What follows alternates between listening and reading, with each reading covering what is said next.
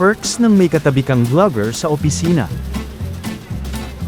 So yun na nga, dahil ugaling buraw tayo at puro abang-abang na lang ng grasya sa opisina. Habang lunch break, sakto naman na may nag-sponsor kay Direk RJ. Yan, sige, kaway-kaway, naambunan din kami ng grasya. Ayan ang sinasabi ko, maraming salamat Direk. At ito si Andrew, yung payat na version. Ano po? At yun nga, may drinks pa.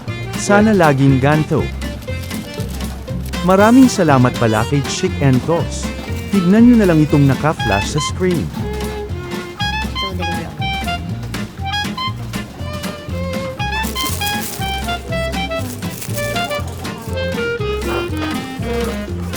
Ayan, di ko pa natitikman pero masarap na siya agad.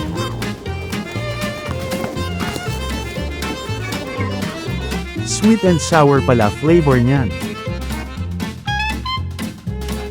Tulad nga ng sabi nila, food trip na naman ang mga itik.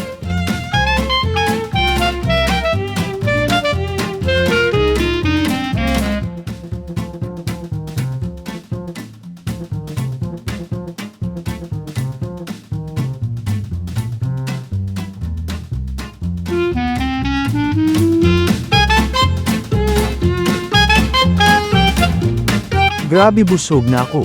Thank you ulit Chick and Toss.